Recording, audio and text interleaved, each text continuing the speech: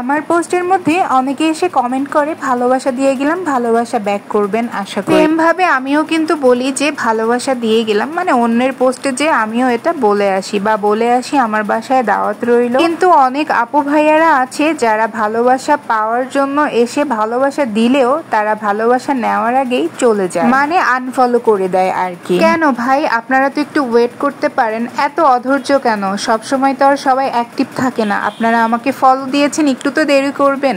Unfollow করার কি আছে, আমাকে তো ব্যাক করার একটু সময় দিবেন, তাই না? একটা পেজ চালাতে গিয়ে যদি এত হিংসা বিদ্বেষ করেন, এত অধৈর্য হয়ে যান, তাহলে পেজ চালানোটা আপনার কাজ না। পেজের মাধ্যমে যদি আপনি সফলতা অর্জন করতে চান তাহলে অবশ্যই আপনাকে ধৈর্য রাখতে হবে। সব থেকে বেশি আপনাকে যেটা রাখতে হবে সেটা হচ্ছে ধৈর্য। আপনি যদি মনে করে থাকেন যে আমি অমুকের পোস্টে লাইক কমেন্ট করে আসছি, তার ভিডিও দেখে আসছি, সে কেন আমার ভিডিও দেখবে না, সে কেন আমার ভিডিওতে লাইক কমেন্ট করবে না, সব এক্সপেকটেশন একদমই রাখবেন না। কারণ আপনি একটা জিনিস খেয়াল করবেন, বড় বড় যারা কন্টেন্ট ক্রিয়েটর আছে তাদের পোস্টে কিন্তু হাজার হাজার like comment, million million view থাকে, কিন্তু তারা যাদের লাইক কমেন্ট করে সাপোর্ট করে তারা কি সেম ভাবে ফেরত দেয়? না, তারা কিন্তু কখনোই সেটা ফেরত দেয় না। প্রতিটা পেজেই কিন্তু ধরাবাঁধা করে নিয়ম থাকে যে এই পেজটা থেকে এতগুলা কমেন্ট করা যাবে, তার থেকে বেশি কমেন্ট করলে কিন্তু আপনি ব্লক খেয়ে যান। একটা কথা সবসময় মাথায় রাখবেন, আপনি আমার ভিডিও দেখছেন, আমার ভিডিওতে লাইক কমেন্ট করছেন, এতে কিন্তু আমার লাভ নয়, আপনারও লাভ আছে। তার পেজটাও এতে করে সুন্দর মতো গ্রো করবে এবং এঙ্গেজমেন্টটাও ভালো থাকবে। তাই বলছি,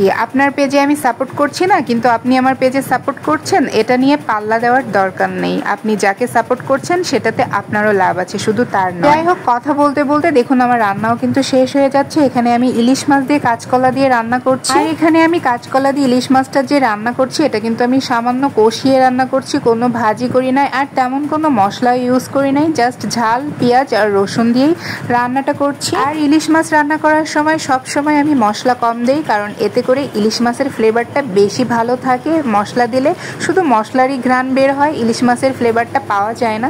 তার জন্য ইলিশ মাছ রান্না করার সময় সবসময় আমি অল্প মশলা ইউজ করি। অনেকেই বলে কাঁচকলা রান্না করার সময় নাকি কালো হয়ে যায়, আমার তো কালো হয় না। আমি কোনোভাবেই ধুই না, জাস্ট সামান্য পানি দিয়ে আমি ধুয়ে নেই, কোনো লবণ পানি বা হলুদের পানি এইসব কিছুই আমি ইউজ করি না।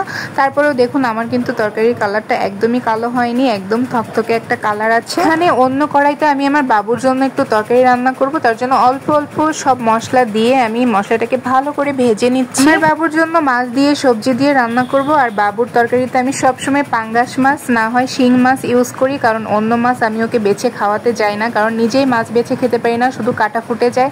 তারপর আবার ওকে কখন কাটা দিয়ে দেবো সেই ভয়ে আমি কখনো কাটাওয়ালা মাছ ওকে দেই না। আমার বাচ্চার জন্য যখন মাছ রান্না করি তখন আমি কখনোই ভেজে রান্না করি না, আমি সবসময় কষিয়ে রান্না করি।